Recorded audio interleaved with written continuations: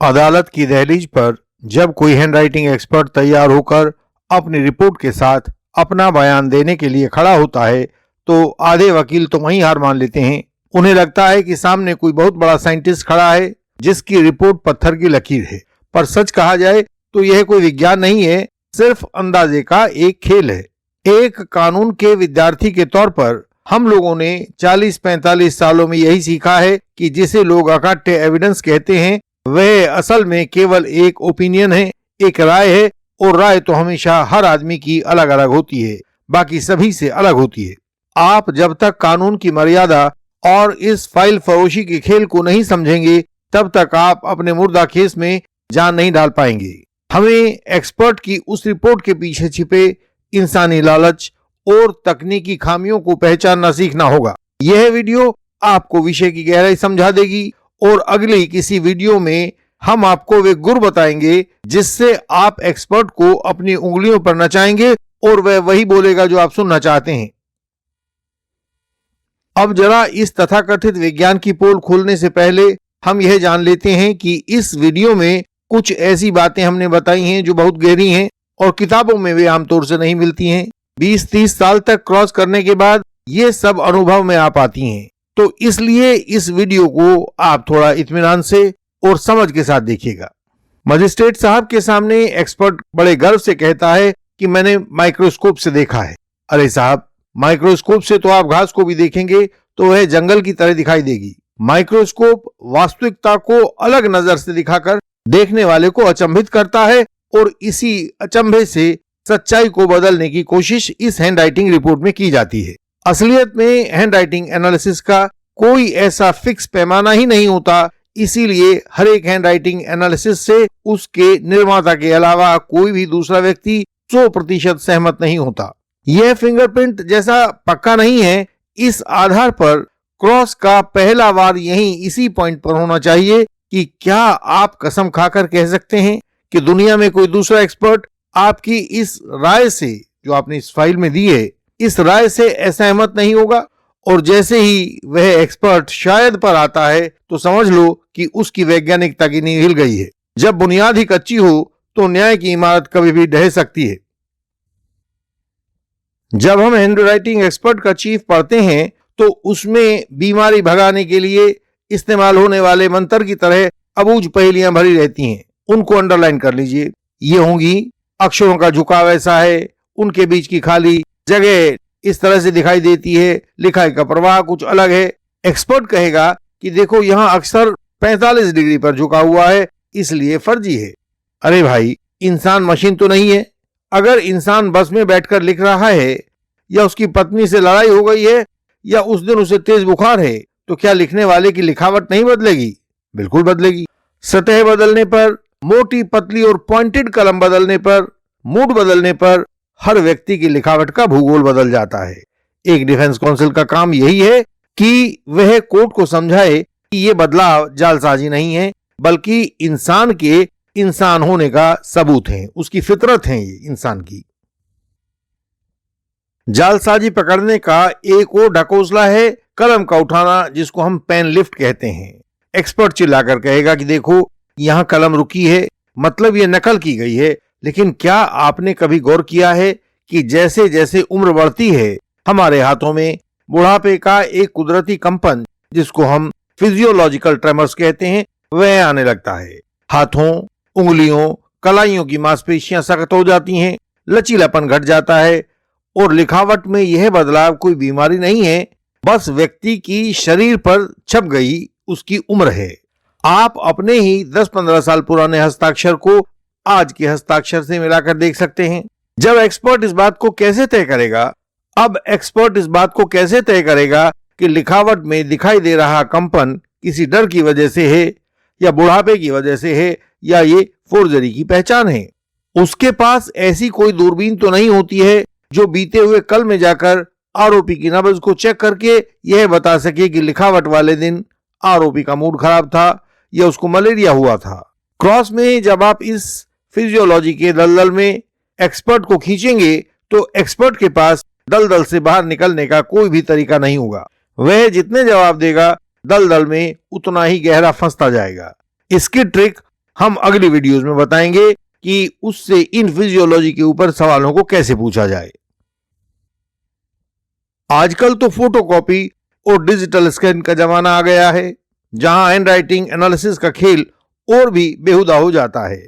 Expert photocopy को देखकर बता देने का दावा करते हैं कि लिखने वाले ने लिखते समय कागज पर कितना दबाव या प्रेशर डाला था। ये तो वही बात हुई कि आप किसी की फोटो देखकर बता दें कि उसकी जेब में कितने पैसे हैं। डिजिटल फोटोकॉपी में प्रेशर जैसा कुछ होता ही नहीं है, वहां सिर्फ स्याही का जमाव होता है। अगर स्कैनर की सेटिंग थोड़ी डार्क कर दी जाए तो कागज पर पड़ा हुआ एक हल्का सा स्वाभाविक दबाव भी ऐसा लगेगा जैसे किसी ने जानबूझकर कलम को गड़ाकर लिखाई की हो और यह जालसाजी कर दी हो। यह मशीनी हेराफेरी का सबसे बड़ा नमूना है।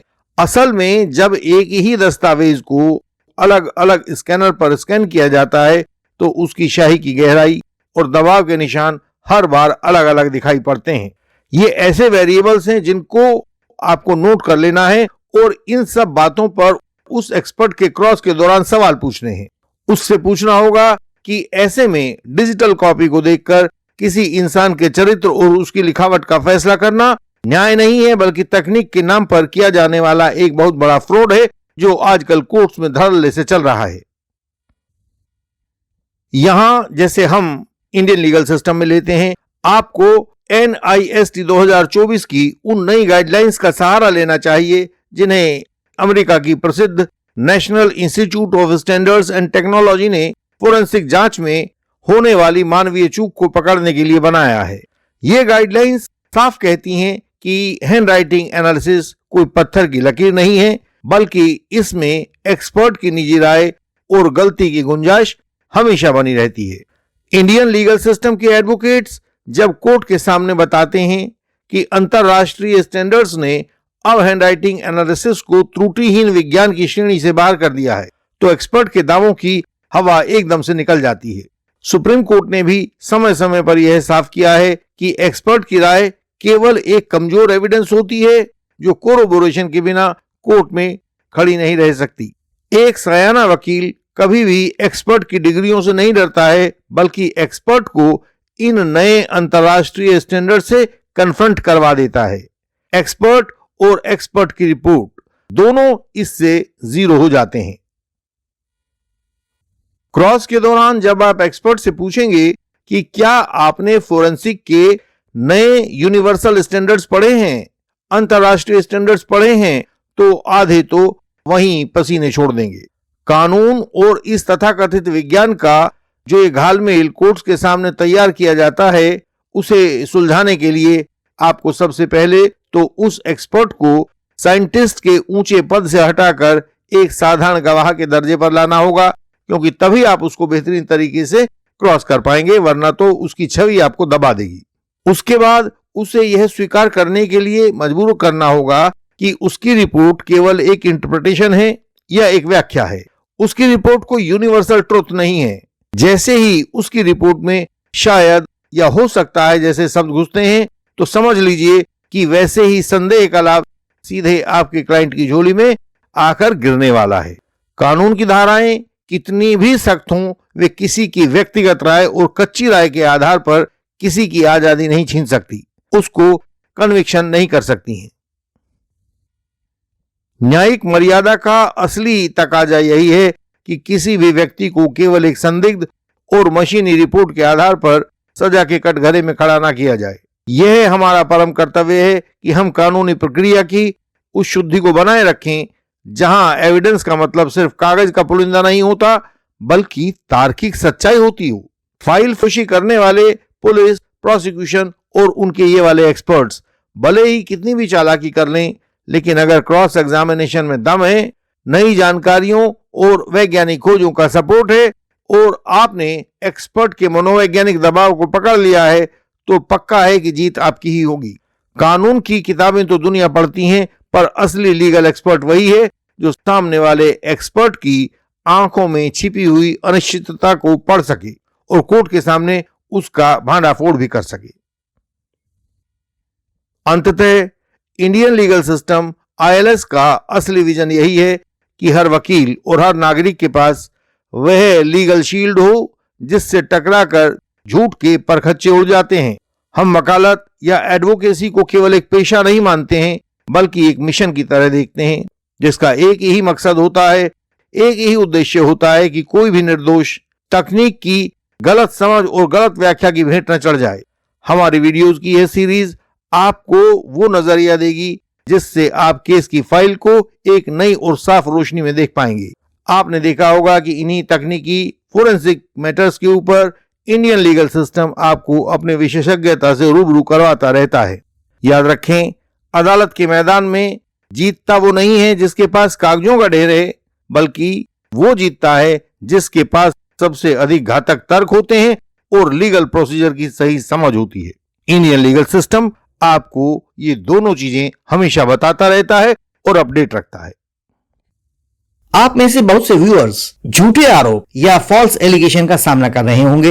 एडवोकेट कलीग्स के क्लाइंट्स भी ऐसा सामना कर रहे होंगे। झूठे आरोप या फॉल्स एलिगेशन से बचने के लिए आपको कानूनी ज्ञान और अनुभव दोनों की जरूरत होती है। हम झूठे आरोप या फॉल्स एलिगेशन के ऐसे मामलों में आपकी सहायता करते हैं। पूरे भारत के हर राज्य में, हर अदालत में हम आपकी सहायता पहुंचा रहे हैं और आगे भी पहुंचाते रहेंगे। हमसे सहायता पाने के लिए हमारा व्हाट्सएप नंबर, हमारा ईमेल एड्रेस और वेबसाइट का URL आपको सामने स्क्रीन पर दिखाई दे रहा होगा तथा ये सब बातें हमारी हर वीडियो के डिस्क्रिप्शन में भी होती हैं। समय को गंवाएं नहीं, उसका इस्तेमाल करें, कहीं समय हाथ से ना निकल जाए। हमारी वेबसाइट पर बहुत महत्वपूर्ण जानकारी को सरल भाषा में पढ़ें। वहां झूठे आरोप या फॉल्स एलिगेशन से बचने के उपाय भी मिलेंगे।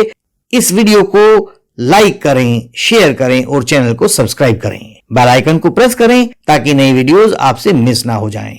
हम आपसे अगले वीडियोस में फिर मिलेंगे। तब तक के लिए प्रणाम।